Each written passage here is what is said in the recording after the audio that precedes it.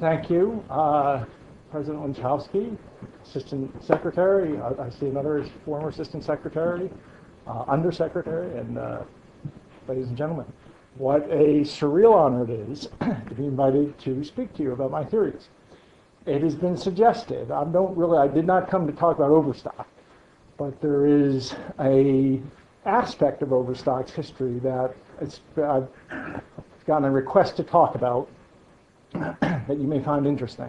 So I'm going to spend just a few minutes talking about overstock in this particular corner before launching into the economic warfare. Most of you remember, I'm sure, the dot-com boom, when anyone could drop out of business school and on a one-page business plan go into a venture capitalist and raise $50 million.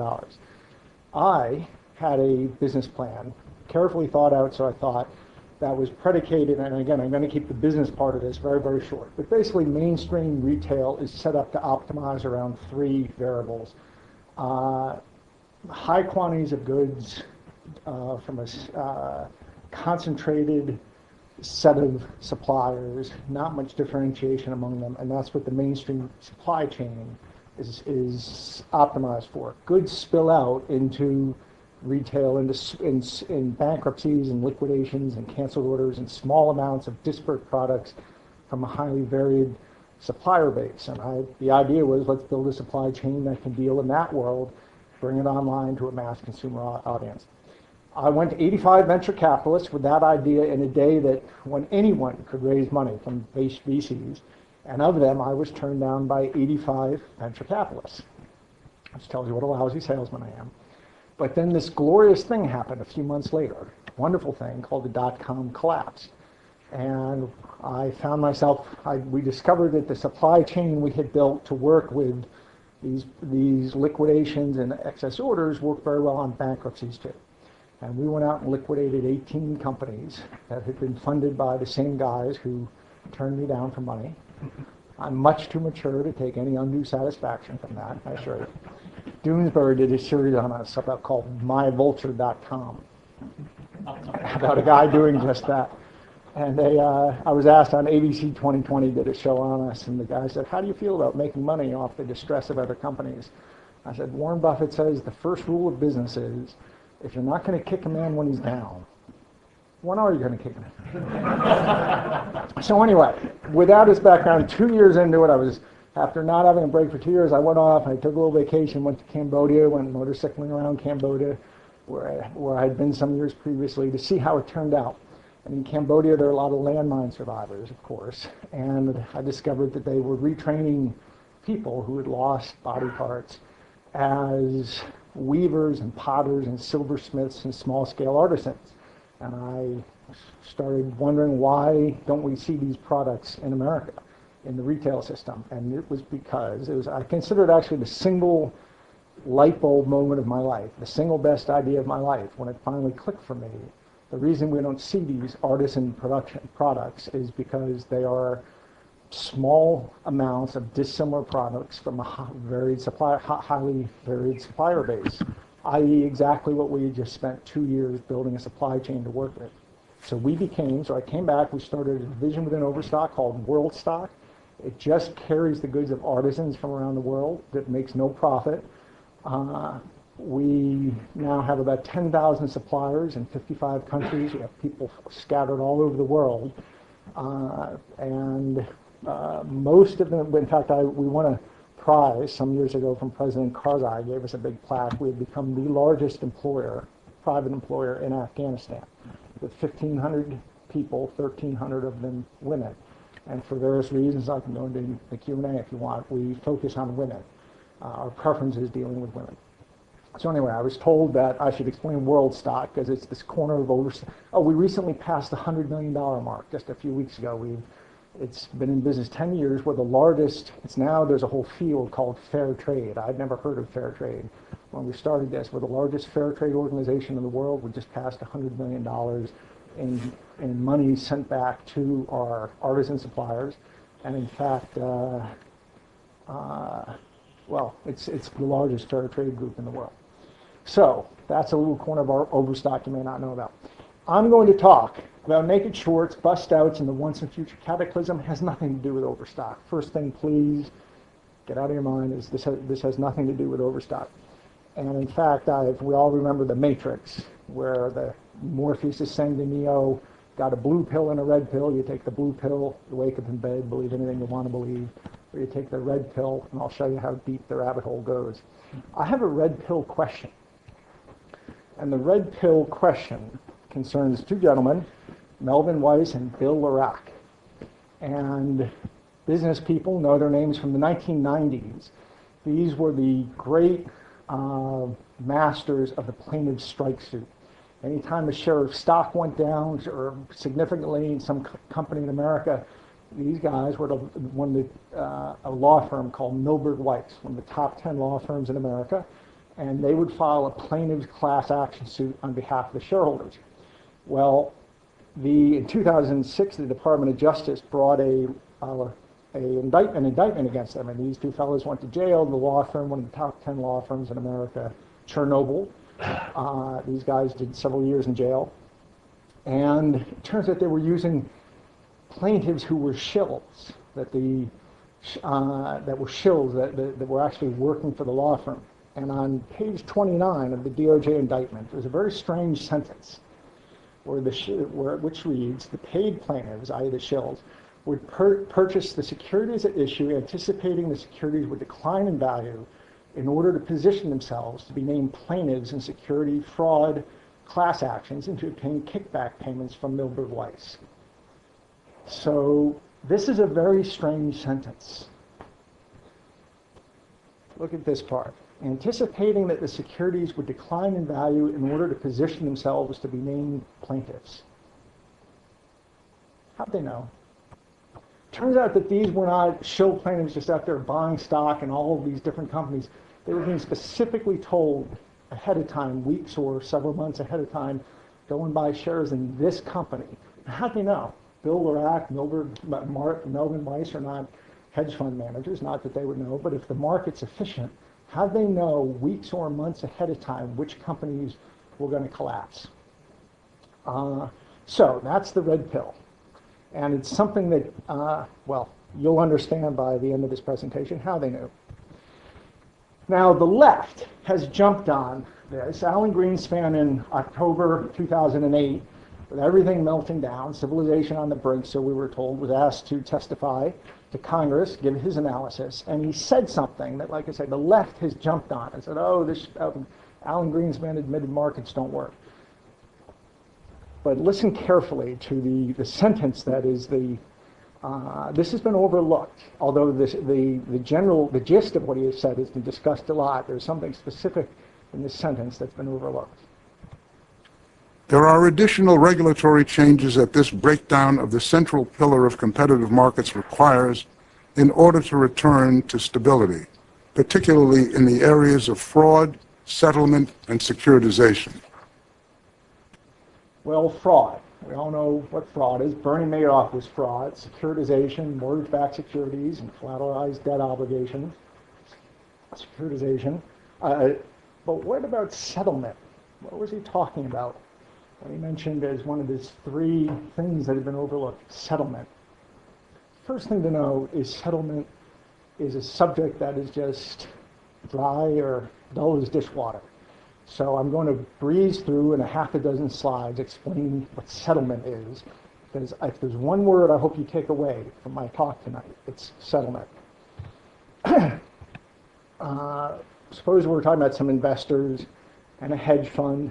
Investors have some cash, a hedge fund has some stock, and the investors go into the marketplace and they buy the stock from the hedge fund. That's the simplest cartoonish picture of settlement. The deal is made on the exchange, but the process by which money and stock changes hands is called settlement. In the U.S., it happens on a T+3 basis. That means 3 days after the trade, when you go and buy shares in IBM through your E-Trade account, 3 days later, the money and the stock actually change hands. But at least through the last decade, there was a tremendous amount of slop in that arrangement. And it was really T plus 3 plus 13. There was a 13-day grace period. And at the end of the 13 days, all that happened was the exchange said you're not supposed to do that. Well, you weren't supposed to do it in the first place. But this was going on a mammoth scale in the marketplace. And the point is there's far more slop certainly through the last decade, far more slop in the settlement system than the general public understood. So that comes about because in the U.S., the two parts of settlement are divorced. There's one set of plumbing in the system by which the cash changes hands, and there's another set of plumbing, which is not geared to the first, by which the stock changes hands. Now, in truth, of course, we don't have mom and pops talking to Gordon Gekko hedge funds. Each is represented by a broker-dealer, and the settlement is occurring between broker-dealers. And in fact, the broker-dealers aren't talking to each other directly with this. The broker-dealers are all plumbed in. They're connected to a corporation you've probably never heard of called the DTCC, Depository Trust and Clearing Corporation, which clears and settles, I think it's $4 quadrillion per year, something about 60 times the size of the planetary GDP. It's cleared and settled through an organization you've probably never heard of. It's federally, at least through the last decade, it was federally regulated, except on the days it didn't want to be. Dr. Shapiro, Under Secretary of Commerce for Economics under Bill Clinton, and generally is considered the architect of the Clinton economy, has done some incredible work unraveling the processes of the DTCC and exploring what's really gone on there. So when brokers are settling, it's actually through the DTCC. In fact, there's about 1,500 brokers in America who are wired, plumbed in a hub and spoke system into the DTCC. And as the brokers, as you're making trades, as citizens are making market participants are making trades at the periphery, it's actually the brokers are flowing through the cash and stock flows through the DTCC. Now, in fact, it's not even, there are some brokers who are not connected directly. There are some brokers who are another level out and connected to brokers who go through, and these are called referring brokers, and these are called clearing brokers. And this all becomes important in understanding my claims about economic warfare. I know this may sound dull, and then the last step to understand in this is the money in stock doesn't really pass through it. It's all held in various accounts within this enormous corporation you've never heard of. And as people are changing at the periphery, what's really going on is money in stock is flowing back and forth within accounts at the DTCC. So that's settlement. The problem is the system was set up with fault tolerance, and this all really evolved about 20 years ago. The making this so electronic, because in the early 70s there was a paperwork crisis. People were running around Wall Street with burlap sacks of stock to do settlement, and they got behind at one point. And anyway, that electronic system evolved in the early 90s. It was developed with fault tolerance. What is fault tolerance? Suppose the investors go into the marketplace and they want to buy some stock. And again, to simplify it, I've taken away all the intermediaries. They buy some stock, and the money goes to the seller, the hedge fund. But suppose that hedge fund made a mistake. They thought they had 10,000 shares, they sold 10,000 shares, but they only have 1,000. Or the dog ate the certificate, or they got somebody fat-fingered a trade. As you know, this stuff happens. The system, you wouldn't want it to just vapor lock and grind to a halt. So what happens is some artificial shares are created called a failure to deliver is created and sent through the system. And this failure to deliver has many of the legal properties and economic properties of actual stock. And it can become very blurry, for example, who has the right to vote the stock. So the system was set up with a legitimate need for fault tolerance. But my theory, and why I want you to remember the word settlement, is the bad guys figured out long ago that they could manipulate this way in front of when the government figured out that it could be manipulated. Now, the reason the government, the reason our regulators are so historically blasé about the amount of that slop there is because of something called the efficient market hypothesis. If any of you have been to law school or business school in the last 30 years, you've been exposed to EMH. EMH, in fact, the two more guys just won the Nobel Prize for EMH, and there have been others before them. Efficient market theory holds that for every security, there is an intrinsic value, but at any given time, the price can be varying all over, and the difference between the price and the actual value is the volatility. It's called beta. If you follow the stock market, the beta. If you're an engineer, you can think of it as the noise in the system. So imagine under regulatory regime A, you have that amount of beta. Under regulatory regime B, you have this amount of beta.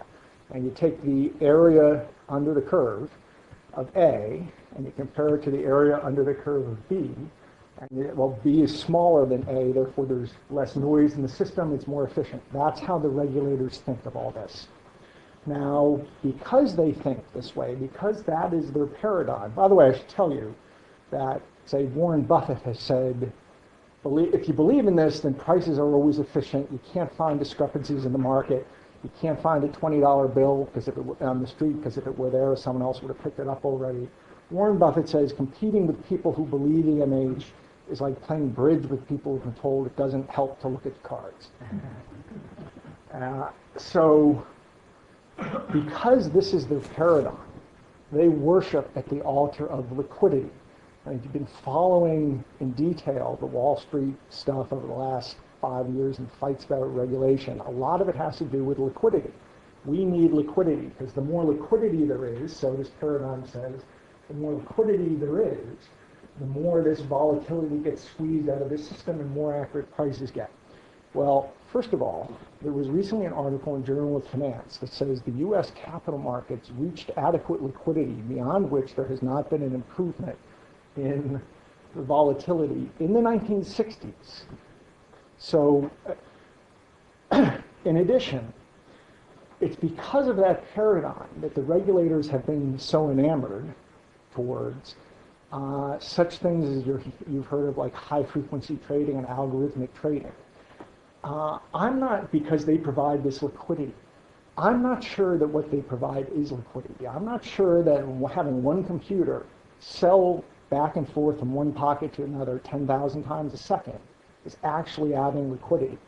Or, it literally comes down to who has the supercomputer that's closer than the other guys, because light travels at 11 inches in a billionth of a second.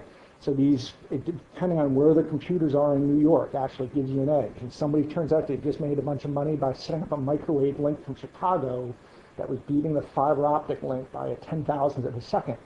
And they're able to front run the market. And in fact, all that liquidity, I think, is just it's nuclear powered front running. I'm not sure it actually adds anything to the marketplace. And like I say, there was an article that came out, Journal of Finance, I think it was, just in the last year, saying, well, actually the liquidity we've put into the market past the 1960s has not done anything. And along the same lines, I'll mention Paul Volcker has said, how do you put it? I mean, so many financial innovations get sold on the basis of, well, they improve liquidity. You can't change these rules.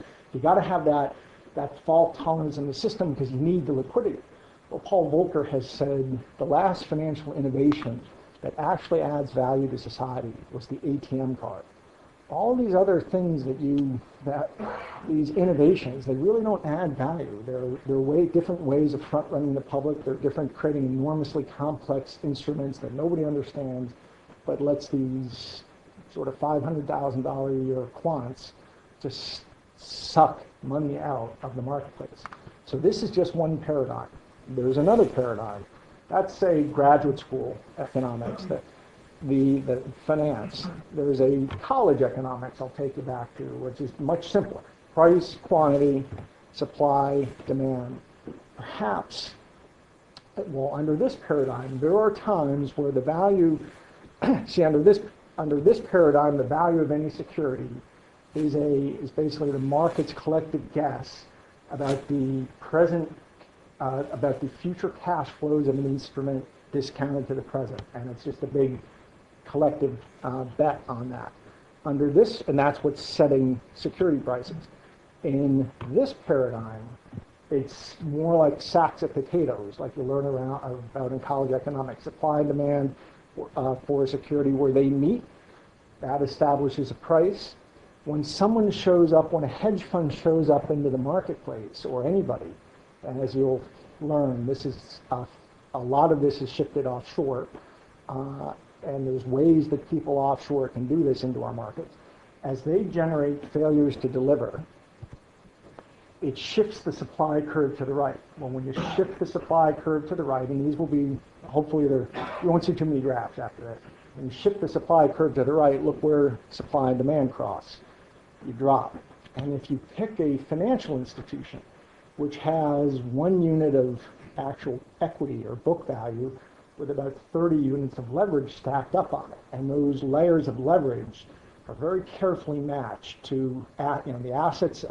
A bank is an enormously complex layer, sets of layers of assets and liabilities, and the bankers basically spend all their time trying to match the risks and the interest, the yields of these different layers. And if everything works, they're getting 60 cents out the bottom for every $100 stack. So it's really carefully balanced. But if you can show up and distort the market like this and swamp it with FTDs, you might be able to crack in a financial company. You crack it through a certain price, at which point it's just going to spiral. So that's called naked short selling. And I hate this phrase, naked short selling. In the same way that imagine someone who was out there campaigning against sexual harassment was accused of, you just don't like sex. Well, sexual harassment isn't a type of sex. A sea lion is not a type of lion. Naked short selling is not really a type of short selling. It's something else entirely. It's a way to manipulate the market. And people answer by saying, you don't like short selling. I'm totally indifferent to short selling. Short selling's fine. It's not what this is about. In 2011, The Economist started finally, first major media organization that started getting this. And they wrote a very significant story about America's dodgy financial plumbing, too big a fail count. The sheer number of unsettled trades is rattling regulators. And at that point, they put the number at $200 billion of these failed settlements across the system, spiking to $600 billion in 2008. That's actually small potatoes for two reasons. One, a $200 billion settlement problem does not cost $200 billion to clean up. Just like if somebody spilled $2 million of radium out there in the street, or $2 million worth of ricin, it doesn't mean it costs $2 million to clean it up. Secondly, the federal government, I know, as of about 3 years ago, really did not understand all the nooks and crannies where these things were hiding. So for those two reasons, this could be considerably a multi-trillion-dollar problem, but a nominal value of $200 billion. So now I'm going to switch. So that's naked short selling in a nutshell, or not such a nutshell. Now I'm going to switch to talking about the bust out. And this is another really important, if there's any note you take, I hope it's you understand bust out.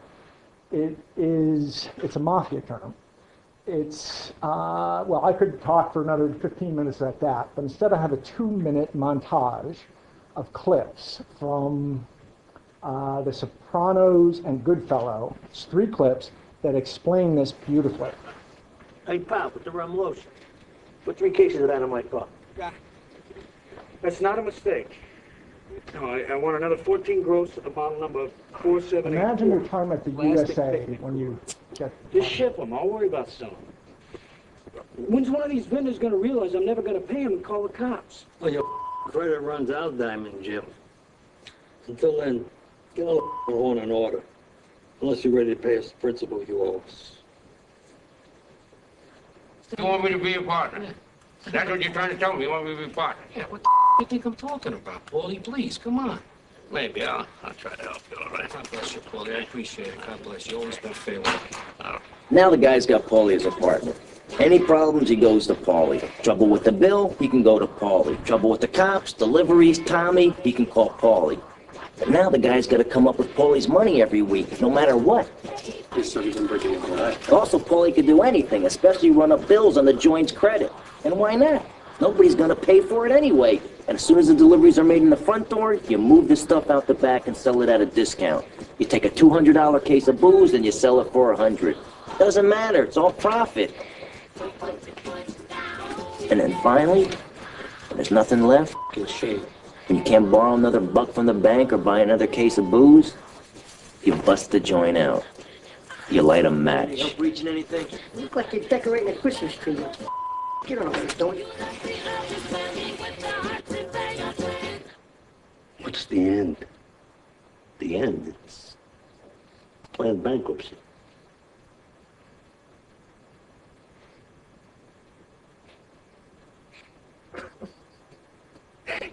Hey, you're not the first guy to get busted out. This is how a guy like me makes a living. This is my bread and butter. So that's the bust out in low finance. It's a well-known term from organized crime. The bust out pattern is leveraging, getting an inside man generally out of business or getting a business to owe you in some way, leveraging the business up, draining the cash out, burning it down for more profit, either literally or, as you'll see, metaphorically. It's a way of plundering a business, and it's my thesis that this has gone on against the United States. So the intermediary step, though, was the bust out entered high finance in the 1980s. It entered in the form of a fellow named Michael Milken. And if you don't believe me, here is the FDIC action against Milken from 1991. Beginning in at least 1982, the Milken Group willfully, deliberately, and systematically plundered certain S&Ls. The Milken Group targeted the S&Ls because their deposits provided the S&Ls with an enormous pool of capital. And that's exactly it. To a significant degree, the S&L crisis that we remember, although there was bad regulation and bad guys like Charles Keating and bad senators protecting them, it was a bust out. To a significant degree, found the FDIC. It was actually a planned bust out of looting the S&L industry. Wonderful book on this by Benjamin Stein, who you see on TV sometimes. The Milken Group was really more similar to the species that investigative journalist Stephen Pizzo called the artists of the bust out than to the steel magnates. That's absolutely true. Michael Milken is not a businessman. He's a guy who figured out how to take this from low finance to high finance. Two more, in the final analysis, the true similarity between Milkenism and organized crime can be found in the mindset of Michael Milken and his colleagues and the use of underworld tactics of the con and the shakedown, the swindle and the heist in the world of finance on a national and international scale. Another two books, absolutely hope if you're students of economic warfare, you have to pick up these books because they're handbooks on what I'm talking about. Den of Thieves, which won a Pulitzer Prize, and The Predator's Ball by Connie Brooke. Two fabulous handbooks teaching this whole thing. And what Milken did was just he took these street corner organized crime techniques and figured out how to do it to S&Ls and insurance companies and so forth. And that's, again, not me. That's alone saying that. It's the FDIC and these various authors. And there's so many techniques in these books. I think that a great deal of what's happening is actually this kind of stuff just written large. So I really suggest reading at least the bottom two books, Den of Thieves especially. Incidentally, that's the explanation of the red pill. That's how the shill plaintiffs knew. That's how Milberg Weiss knew. Because there is a ring, an organized ring of hedge funds who continued these techniques. They went after companies. Milberg Weiss, this law firm, was in on it. They target companies. They target them with naked short selling. They seem to have had certain regulators on speed dial and could order up investigations on companies, naked short them, do these various bust out techniques, and this law firm would be placing its plaintiffs weeks or months ahead of time with the knowledge that these are the companies that are going to be attacked. And that's how they knew. Let me show you one of the bust outs in action, a very famous one. Underneath our capital market, I mentioned that there are clearing brokers, that is brokers who are connected to the DTCC, and then other broker dealers wire through them and they clear through them, so they're clearing brokers. Some years ago, the largest clearing broker in America was a group called MJK Clearing. Largest clearing brokerage in America entered into a very strange collateralized arrangement with two companies, Native Nation Securities and Genesis Intermedia.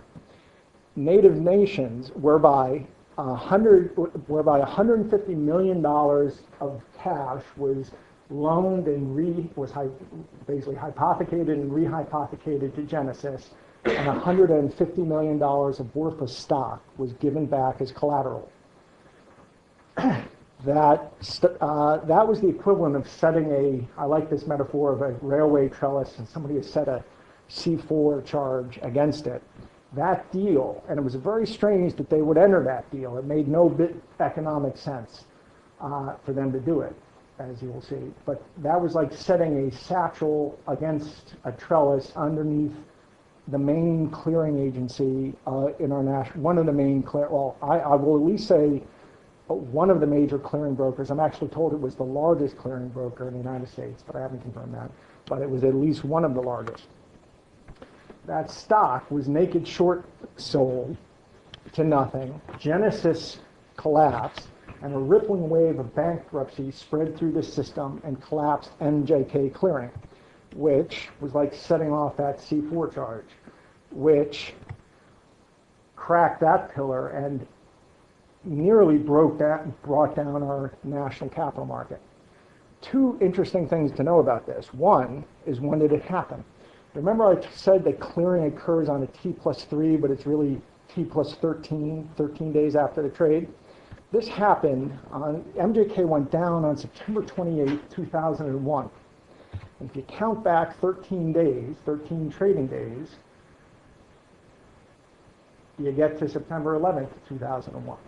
And in fact, for a few days before then, from the publicly available data, this seems to have, somebody was starting this maybe a few days before September 11th. That's one thing to know. The other is, who did it? Well, the SEC, in their action, said there was an inside man at MJK named Thomas Brooks. Genesis was run CEO guy named Batwami and Rafi Khan, two luminaries who both worked at Global Securities, which is a Vancouver brokerage house with umpteen actions against it by the Canadian government for all kinds of nefarious activity, mob-related activity. Rafi Khan worked at JB Oxford, which sounds like a nice button-down boys, JB Oxford. In fact, it was the largest mafia brokerage in the 1990s. And when I say that, I'm not making this up. This is the Department of, they collapsed under a DOJ indictment for being a front for the mafia. It was owned by a fellow named Adnan Khashoggi. Adnan Khashoggi, the old-timers here, will remember from the BCCI days, which was, if you're probably going to start anywhere, you'd start with a bank that started in 1972, BCCI, which was a global bank that was the banker of choice for every arms dealer and narco terrorist and money launderer and everything. They all banked through BCCI. Native Nations was run by a woman named Valerie Redhorse. Two interesting things about her. One was she was the model for Pocahontas. Literally, she was the Mattel Pocahontas doll. But besides that distinction, she spent the 1980s as an office manager, as the office manager of the LA office of Drexel Burnham Lambert, i.e., she worked for Michael Milken. So that's the pattern of a bust out. Leveraging a business up, depleting it of cash, burning it down, metaphorically or literally, for more profit. It's a way of plundering an economic enterprise. Now, I'm going to move to subprime. Subprime mortgage fraud.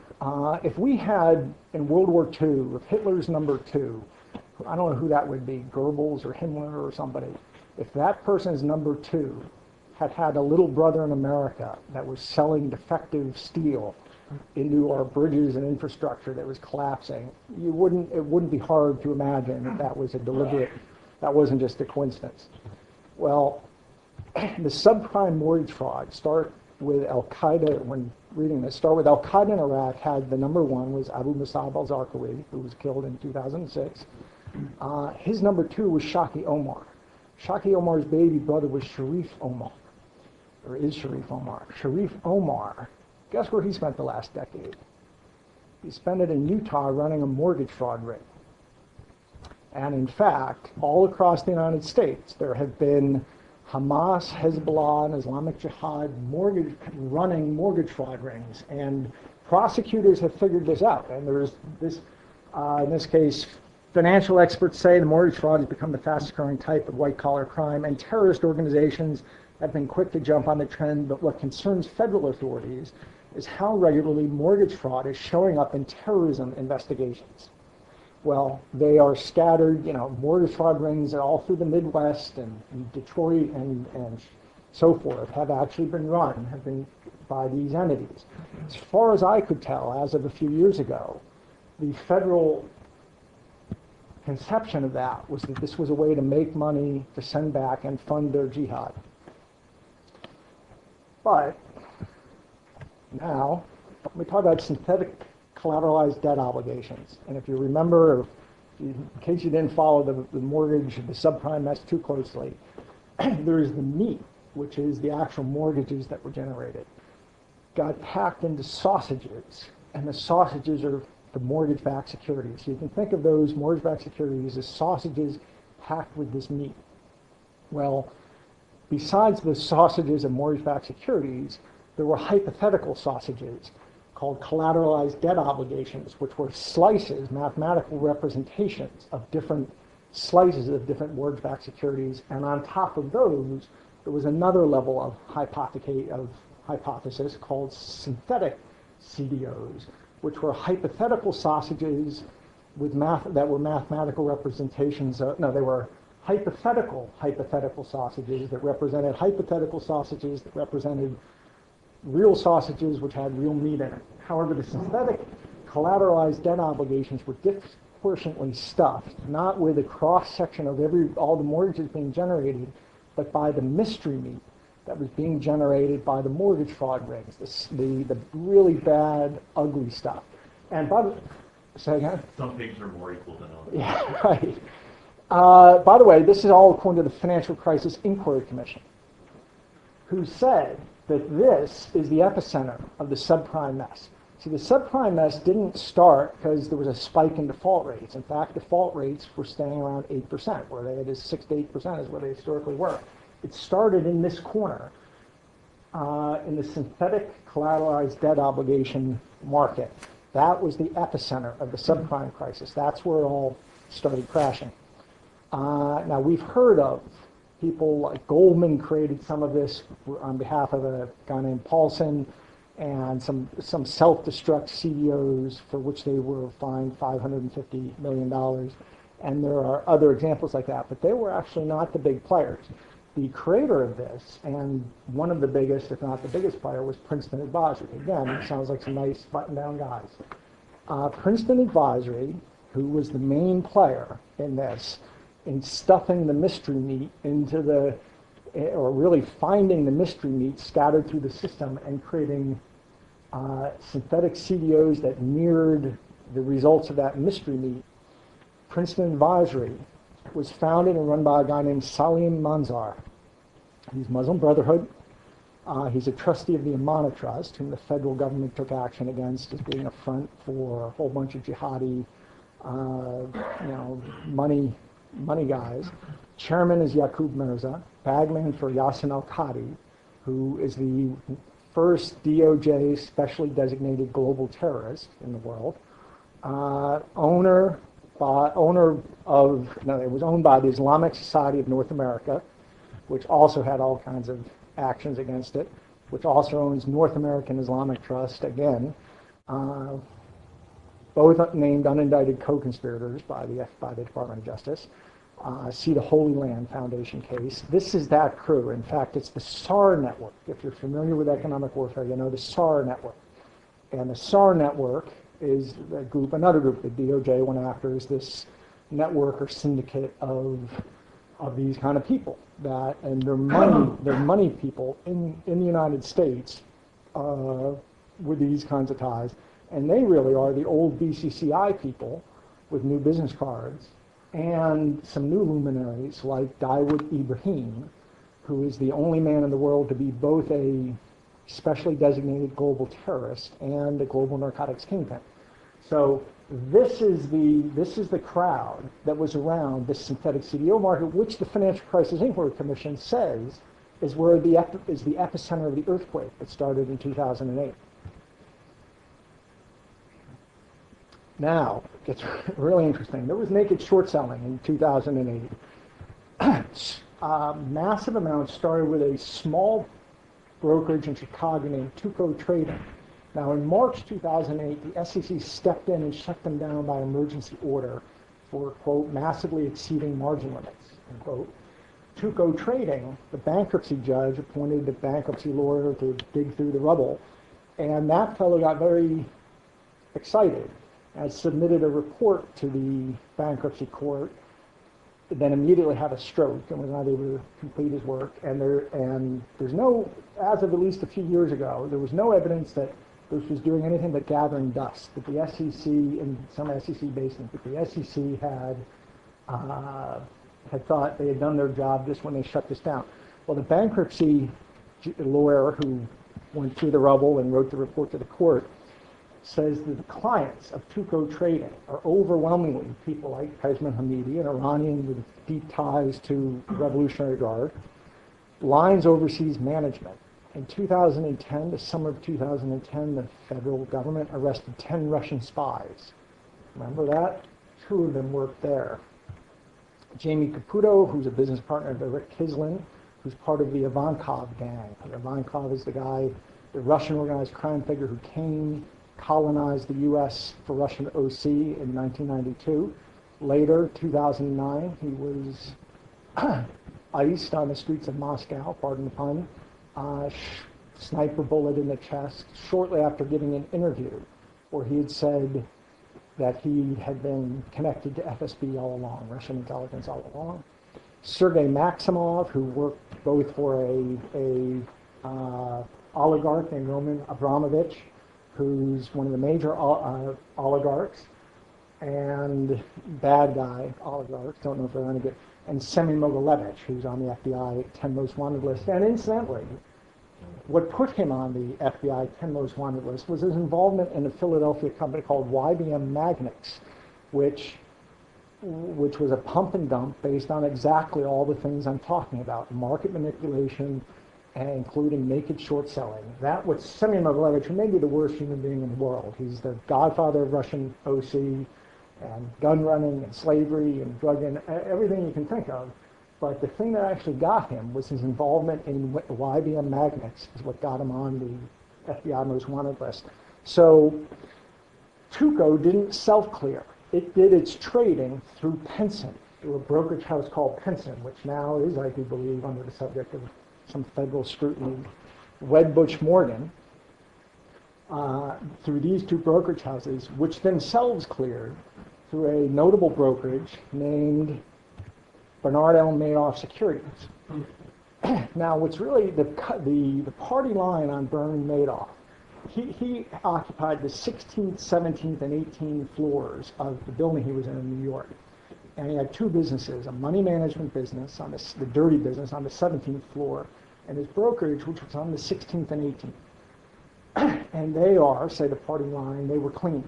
But the 17th floor was where all the dirt is. I don't believe that for a variety of reasons, one of which is the stock loan desk. Every brokerage house, this all runs through a part of the financial system called stock loan.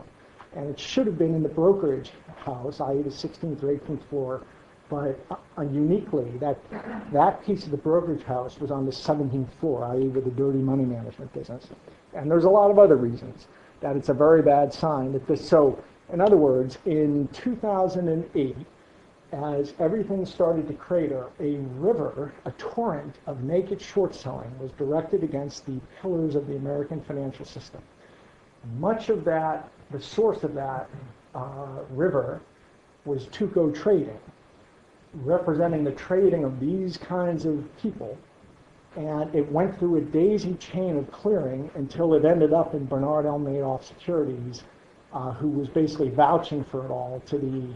So if, at the risk of being, and I'm not, I should preface this saying I'm not a conspiracy guy by nature. I don't see conspiracies everywhere.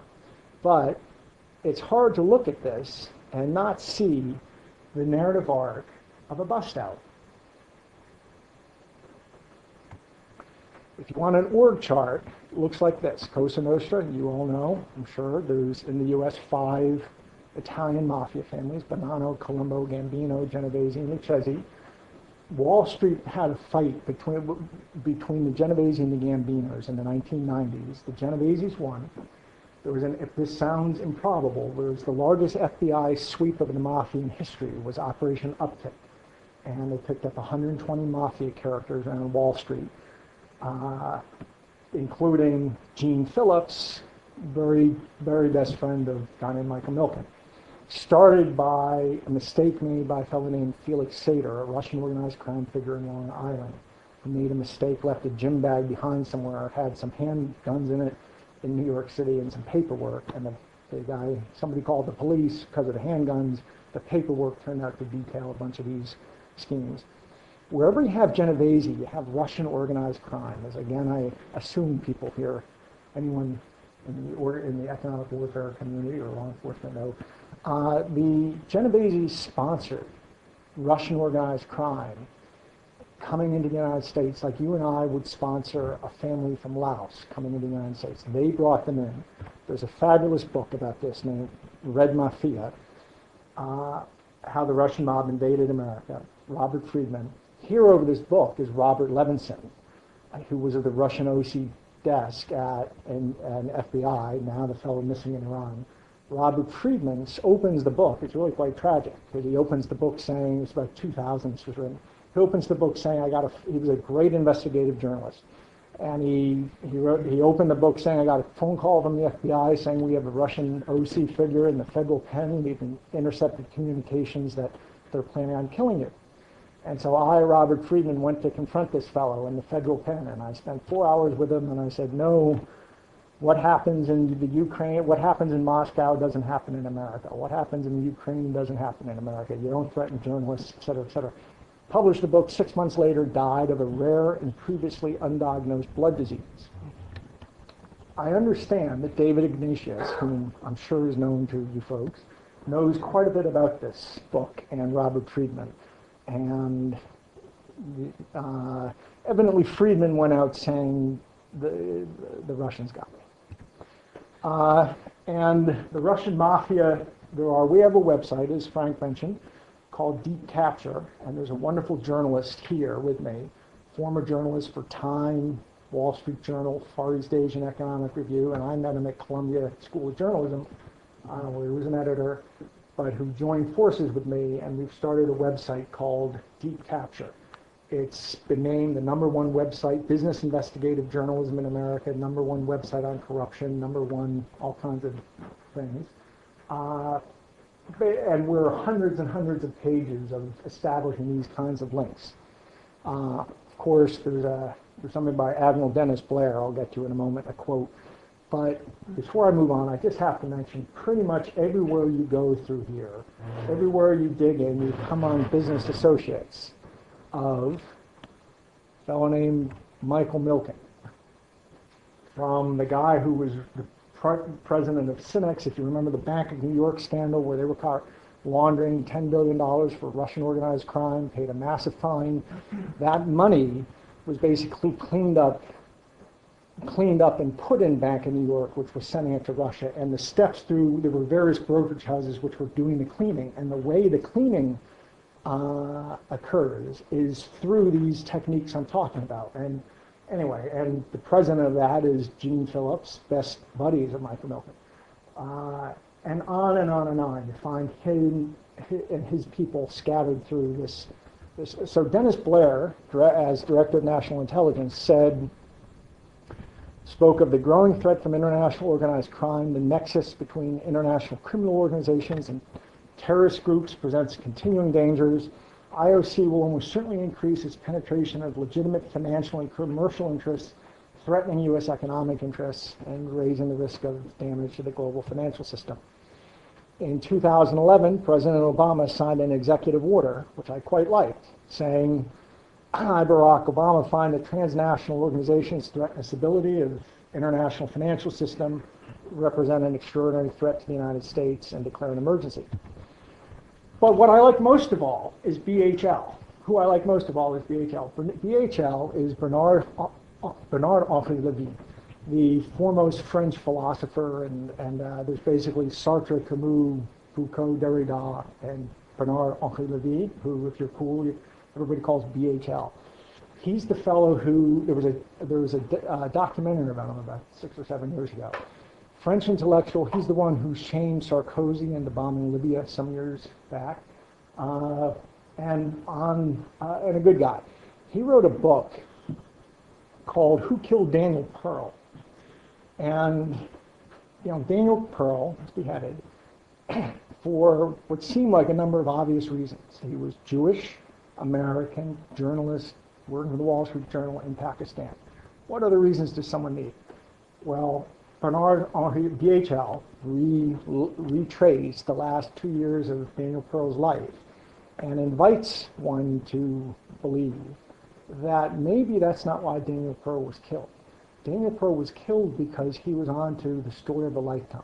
And the story of the lifetime, which sounded improbable 10 years ago, was that there was far more cooperation among a syndicate of people, ranging from Sunni, respectable Sunni financiers, Pakistani ISI, Al-Qaeda, Taliban, rogue Pakistani nuclear scientists, and the Iranian regime.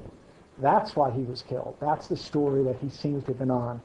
And he had an experience quite a bit like mine and ours, and I won't read the whole thing, but at the bottom of which, when you get to page 500 of this book, there's this very interesting paragraphs where he describes the feeling that I know my colleagues and I have been has overcome us in looking at this. And it's at the bottom of each new depth, there's always a new trapdoor opening beneath our feet. Behind the ultimate screen, always another screen that pulls us away into the spiral of this vertigo of evil. Unless he is too sucked in this hole, swallowed in this matrix, carried off on this nightmare ride, the intoxication of a mystery that ends by thinning out to nothing. Well, that's exactly the experience that my friend Mark Mitchell and I have had. Where's Mark, by the way? That we started, I started this fight for sort of reasons of my own, and then this journalist ended up sort of leaving his world and joining mine. And we started pulling on these threads, and the threads led to this cloud, and I feel like we were walking up a mountain ridge in fog, and we walked up one ridge together over 6 or 7 years, and we got to the top, and there was BHL, having lost his way, but coming up the other side. And I was lucky to have lunch with BHL a couple months ago, and one of the things he said was, Dr. Livingston, I presume. I was so clever. So that settlement, the reason that we haven't done, the government has not acted aggressively enough is in part their intellectual cloud of efficient market theory, but really because, put it this way, the blue line is a measure of the slop in the system from 2004 through early 2009. The red line is a measure of the profitability of the stock loan desks of Wall Street. Stock loan is the last great Wall Street business. All the agency businesses are gone. They used to make 10 cents a share as commission trading stocks. Now they're getting paid 100th of a cent a share, 1,000th of a cent. IPOs pay for themselves, M&As, so forth. There's not much money in those. The great profit center on Wall Street, the one business that's left, is the stock loaning desk, which is the desk through which this slop runs. And the profitability of Wall Street depends on not cleaning up, not tightening the rules around this slop. So that's the fundamental Maoist contradiction, to use Maoist term. Our national security depends on, or is at loggerheads with letting there be slop in the settlement system. But the slop in the settlement system equates with brokerage profits. And that's why has been such a difficult problem to address. So with that, I hope you enjoyed the red pill, and I'd be happy to take any questions.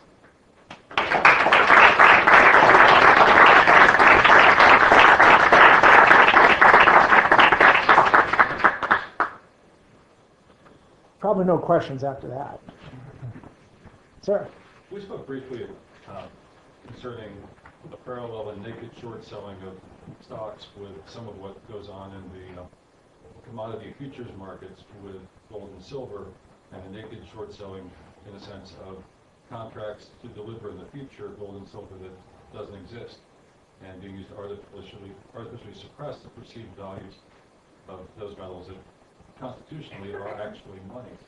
And what if you could comment on the perspective that, in a sense, in the last 100 years under the Federal Reserve system, where the Federal Reserve dollars or notes were redeemable for gold and silver, we've transitioned to where, just as a failure to deliver FTD, failure to deliver stock, the Federal Reserve note has become a failure to deliver actual money. Well, it delivers credit, which acts like money, but the capacity for inflating it is becoming destructive. The comparison has occurred to me more than once. What we're talking about when we're talking about this naked short selling and problems in the settlement system is it's basically fractional reserve banking without a reserve requirement.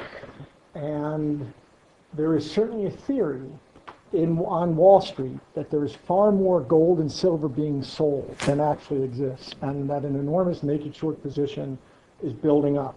JP Morgan is routinely accused of being a big part of this. Maybe the government itself wants, I don't have the data, so I can't say much about that because I'm not privy to the data. I would love to know what the data is, but I do know that there's, for example, an ETF, called GLD, that represents gold. And they used to claim, I don't know if they still claim, but that when you buy, if you want to invest in gold, just buy one of our ETF shares. It's a share exchange traded fund. It's like buying gold, and that we're back 1-to-1. Well, there's no way. There was a volume analysis done of how much trading there is in the GLD versus the actual volume, and there's no way they're keeping that 1-to-1. So there is all this apocrypha around the trading of gold and silver that suggests that there is a huge suppression effort, or the people who believe there's a huge suppression effort going on, but I don't have the data, and I'm not seeing, the data is not publicly available that would say one way or another, but maybe that is the data, the fact that they won't release the data. Sir? Excuse me. Two questions, please. First, I'm curious why, both today in your lecture and on your site, you seem to treat Warren Buffett as an avuncular, pleasant fellow. Don't you think that he pays the play as well, especially with the current administration? Second question is, where do you see in the current executive branch of the United States government, pick the agency, FBI, SEC, Treasury, any others, where do you see any willingness or any will to go after the things you've outlined here today and for years on your site? Well, first question on Warren Buffett. I treat him so nicely because I love him. Buffett, I was lucky when I was 13. Buffett and I met. It was before anyone, he was not a famous guy. His name had never been in the paper. But he met and he sort of took me under his wing, and he has been my great Dutch uncle in life. And I worked for him, and my whole world vision comes back to, I look back, well, I was about 25 when his name started appearing in the press, and he started to me, he was just this fellow who I would write long letters to, he would write response, I would go visit him and such. So he will always have, after my parents, he's sort of my closest adult figure and mentor.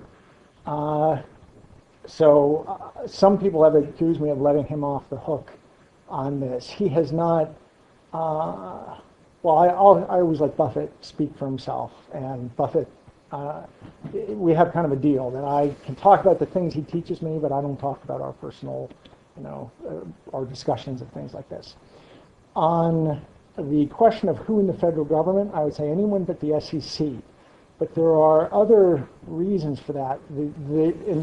I believe, and I'm not privy to anything in the federal government, but actually I think I'd like to punt that to my friend and partner in Robert Shapiro, was, as I said earlier, Undersecretary of Commerce for Economics, the great architect of the Clinton economy, and quite familiar with what's going on in Washington about these problems. So I'll punt to Dr. Shapiro.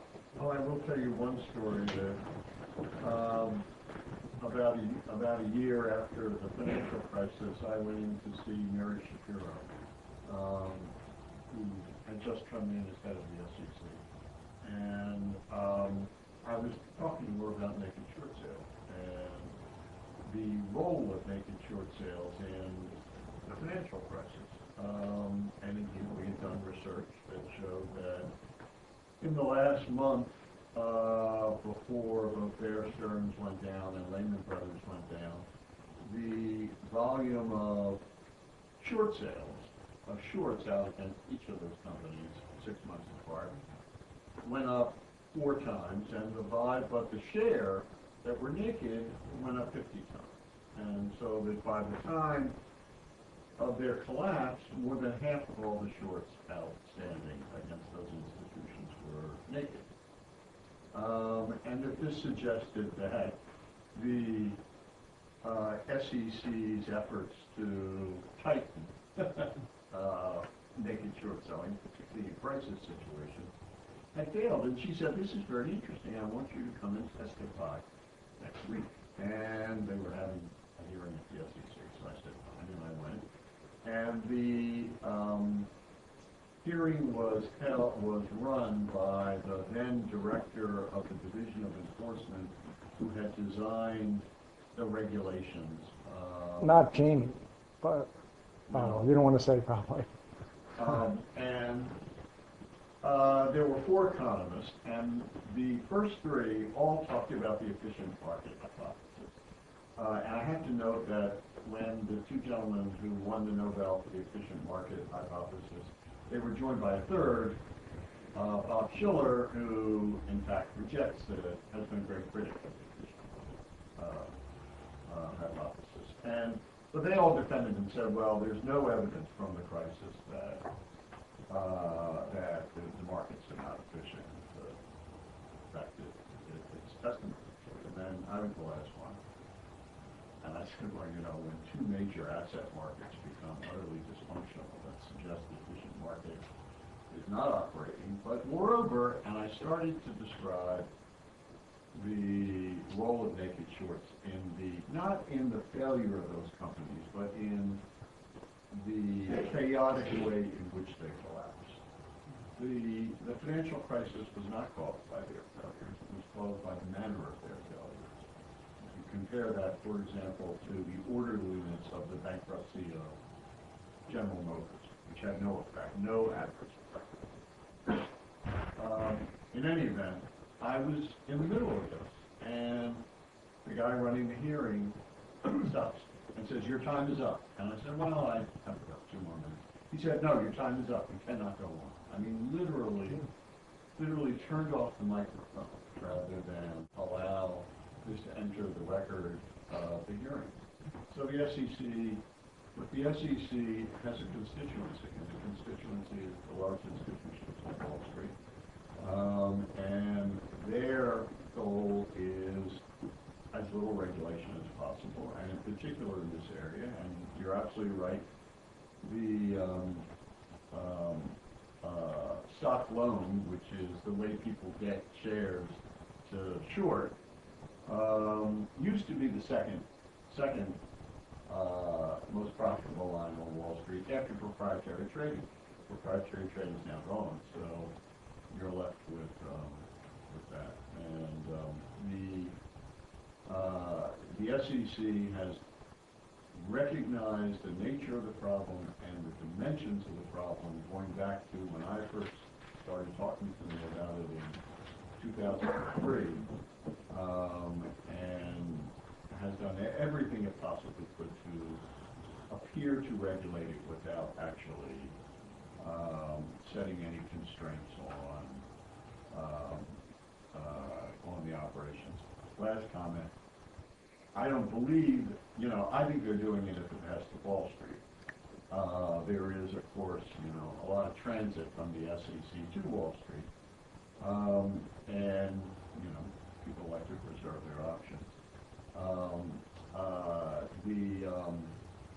That is, the SEC is in bed with Wall Street as Wall Street that's in bed with the guys you described, not the SEC.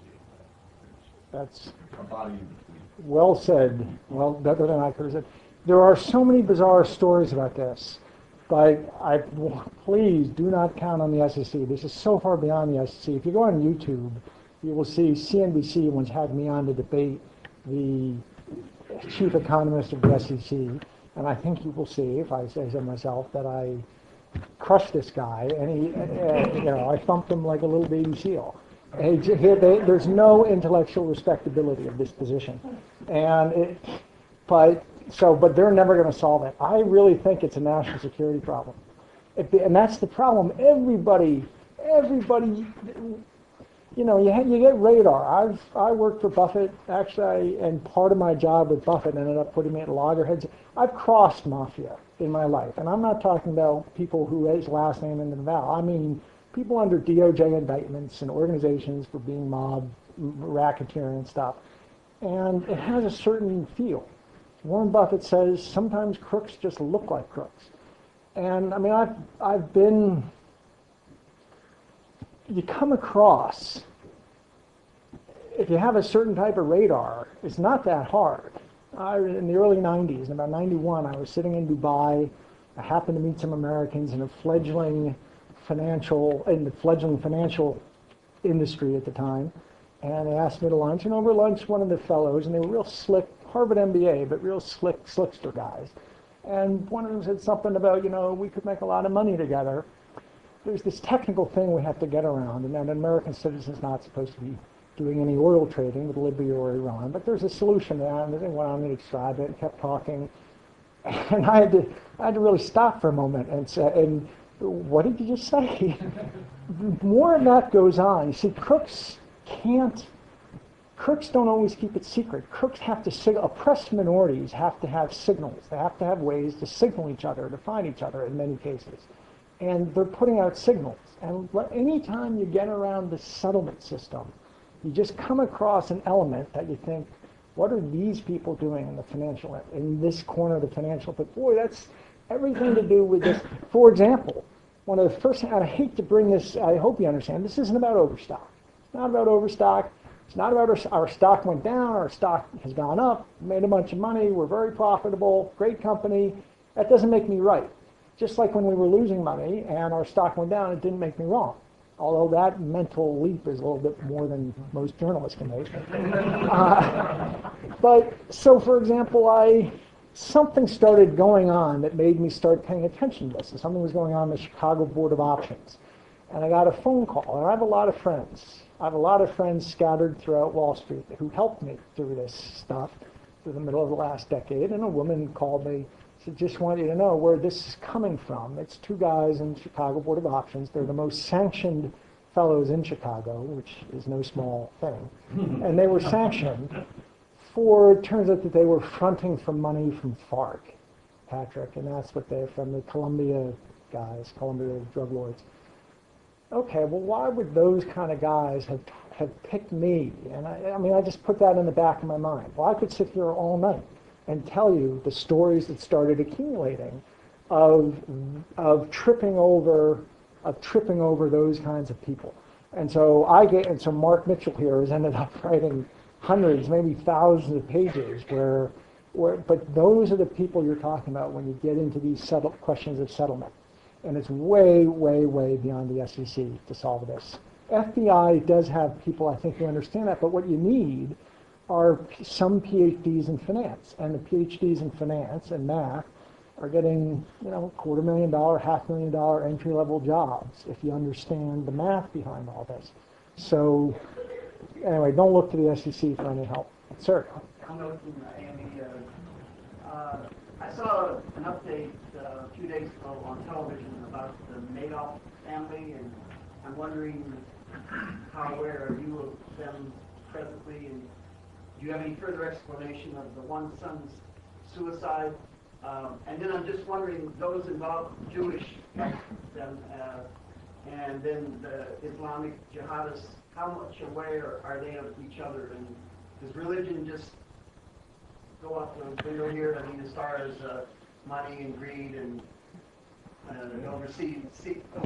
goes over religion, politics, security, everything else. I think they're the religion is the beer jingle. It's beer jingle for these people. If you to get 18-year-old kid to put a vest on his chest with dynamite and get him blow himself up, you need a beer jingle. This is all about mafias.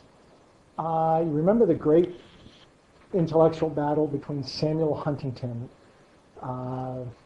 who said, look, the fundamental agent in international relations isn't the state, it's the clash of civilizations.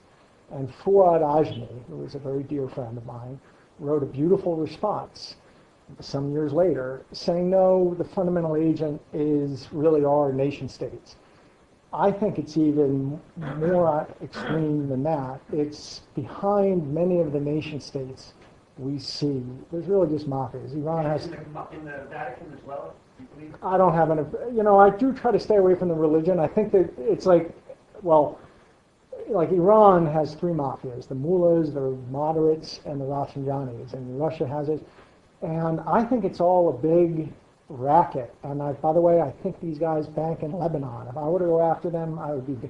Lebanon, there was an Egyptian intellectual in the 50s who said that Egypt is the only nation in the Middle East. The rest are just tribes with flags. Well, I've spent a lot of time in the Middle East for various strange reasons, and there was social reasons, and I've 10 years ago, became convinced Lebanon is just a mafia bank account with a flag. Other than that, I try to stay away from, about even references to religion, because you can talk about the mafia without talking about Catholics. And I think I don't like talking about Wall Street in terms of Judaism and this and that, because of course that evokes something else. And I think those are all just the beer jingles that the different mafias have. I will say something very strange about Madoff is, I could tell you the whole history of how the bad guys entered Wall Street. In a nutshell, Genovese's, the largest mafia, what is it called when you get stolen fence. The largest mafia fence in America was a guy in the 60s named Saul Steinhardt. And the prosecutor in New York who put him away said this is the largest mafia fence in America. He was sentenced to 10 years in Sing Sing. While he was in Sing Sing, he put his son through Wharton. His son's name is Michael Steinhardt. Michael got out and formed the first hedge fund, Steinhardt Fine Berkowitz. He admitted later, because Mitchell was about to publish, that actually all of his funding through the 70s came from his father's associates in sacks of cash and envelopes of cash. That's when the mob entered Wall Street. It was through Michael Steinhardt. Michael Steinhardt was bosom buddies, a guy named Mark Rich. Mark Rich with his financier. Mark Rich, you must all know. Mark Rich in the 1980s got caught trading oil with Libya and Iran, fled to Zug, Switzerland with Pinky Green. Recently died. Michael Steinhardt continued. He was indicted in 1992 for manipulating the market in U.S. Treasuries and had to sign a consent decree never to touch any federal security instrument. He's basically a Hannibal Lecter with a mask, that he can't ever come near the federal government's securities. Michael Steinhardt is the one who obtained the pardon for Mark Rich, the trader who was living in Switzerland, who recently died. Michael Steinhardt had two proteges. And my cousin covered Michael Steinhardt for Goldman. My cousin was a 25-year Wall Street guy, worked at Goldman. And Steinhardt was famous for wanting what he called fancy information. Fancy information is, like, my first call my cousin ever got from Steinhardt was, Goldman had just come out with a downgrade on IBM. And Steinhardt called to chew him out and said, And why didn't you let me know 10 minutes ahead of time about, you could have let me know 10 minutes ahead of time that your company, Goldman, was about to downgrade IBM. And my cousin says, what are you talking about, Mr. Steinhardt? I can't do that. That's illegal. And Steinhardt said, you dumb effing kid, you look at how much they're going to pay your firm a month, and you tell me, I pay you $5 million a month. You can't give me some fancy information. Well, he was notorious for this very hard-driven, fancy information-driven trading style. Steinhardt had two proteges. One's a woman named Karen Backfish. Karen Backfish was his head trader. Picked all this up, married a fellow named Jim Cramer. Jim Cramer, in his early work, was described how everything he downplays his connection to Steinhardt. In fact, he officed for 2 years in Steinhardt's office next door to Steinhardt. And in his early work, attributes everything he learned to his wife. And I once wrote an essay where I just dug up all his early work, where he's absolutely acknowledging criminal activity. He's acknowledging doing all this and how, anyways, that's Jim Cramer. The other protege of Michael Steinhardt was a guy named David Rocker. David Rocker was ran with a very tough crowd on Wall Street, spent 30 years insinuating to everybody on Wall Street that he was mobbed up because of these connections.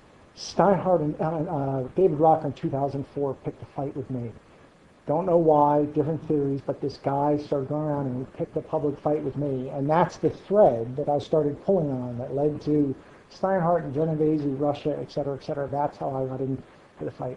So that's, so I don't really want to, I don't think that, there are different mafias in Russia. One of them is the Red Mafia, which has a very large, you don't even want to say Jewish because they don't even define themselves that way.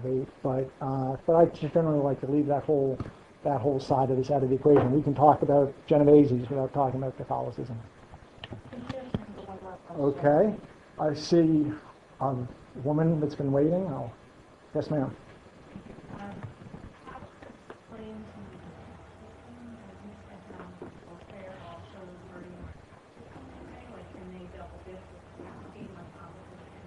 Great question. Absolutely. That might be the agency that could finally, if when it starts hurting the federal pockets, maybe it'll do something. Absolutely.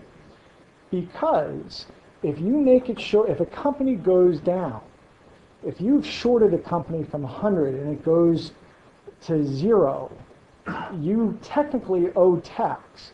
And there's a form your broker is supposed to submit to the IRS that says this $100 position is no longer just a holding, it's now profit. That whole system is itself very, very flimsy. And so you're talking about an agency that really would be eating their own cooking if they went after this, would be the IRS.